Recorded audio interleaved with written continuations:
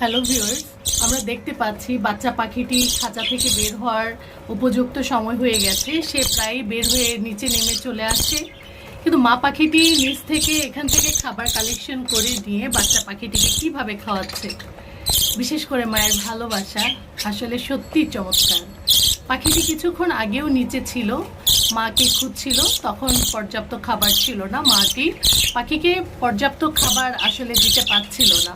কিন্তু এখন এই মুহূর্তে পাখিকে যখন আবার দ্বিতীয় দফা খাবার দেওয়া হয়েছে দুপুরে, তখন মা পাখিটি খাবার মুখে করে নিয়ে বাচ্চা পাখিটিকে খুব চমৎকার করে খাওয়ানোর চেষ্টা করছে। সো ভিউয়ার্স, ভিডিওটি আসলে যে দেখবে সে আসলে মায়ের প্রতি ভালোবাসা আসলে সত্যিই চমৎকার, এটি আসলে বোঝার চেষ্টা করবে। মা পাখিটি আবারও গিয়েছে বাবা পাখিটির সঙ্গে, আবারও একটু খুনসুটি চলছে। বাবা পাখি এবং মা পাখিটি দুজনে খাবার মুখে গুঁড়ো করছে এবং মা